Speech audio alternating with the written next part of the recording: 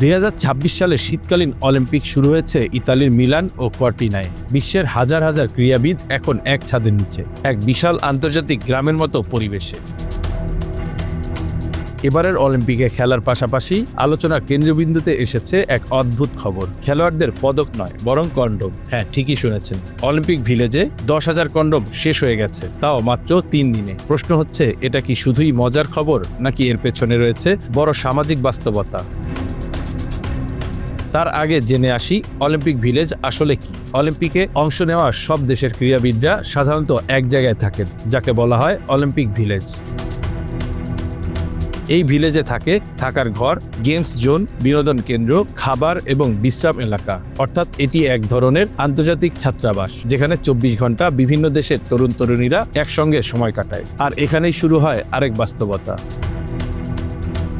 1988 সালে সিওল অলিম্পিকে প্রথমবারের মতো খেলোয়াড়দের মধ্যে বিনামূল্যে কন্ডোম বিতরণ শুরু হয়। কারণ অলিম্পিক ভিলেজে প্রায় 2-3 সপ্তাহ একসঙ্গে থাকা তরুণ অ্যাথলেটদের মধ্যে সম্পর্ক তৈরি হওয়া খুব স্বাভাবিক।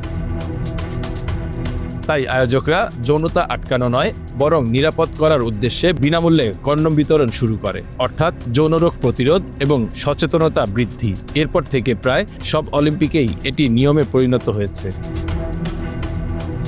2020 সালে টোকিও অলিম্পিকে এই নিয়ম ভেঙে দেওয়া হয়, কারণ তখন পুরো বিশ্বই কোভিড আতঙ্কে। খেলোয়াড়দের মধ্যে দূরত্ব বজায় রাখা বাধ্যতামূলক ছিল, ঘনিষ্ঠতা কার্যত নিষিদ্ধ ছিল।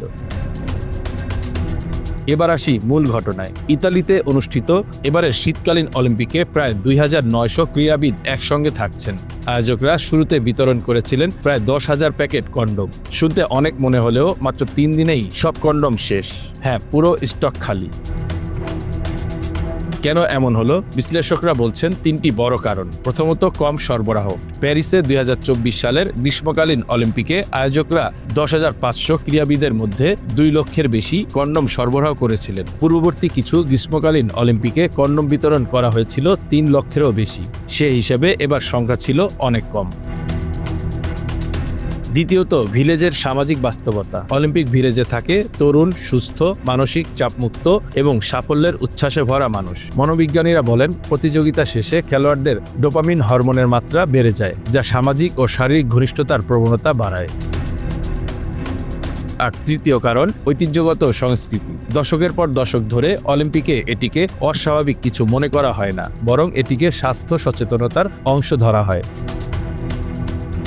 আয়োজকেরা নতুন করে কন্ডোম সরবরাহের প্রতিশ্রুতি দিলেও ক্রীড়াবিদেরা বিষয়টি নিয়ে অভিযোগ করতে শুরু করেছেন বলে খবর। নতুন প্যাকেট কবে বিতরণ করা হবে তা নিয়েও নাকি এখনও পর্যন্ত কিছু জানায়নি আয়োজকরা। অলিম্পিক ভিলেজগুলিতে খেলোয়াড়দের মধ্যে বিনামূল্যে কন্ডোম বিতরণ দীর্ঘদিন ধরে চলা একটি নিয়মে পরিণত হওয়ায় এই ঘাটতি বিশ্বব্যাপী মনোযোগ আকর্ষণ করেছে।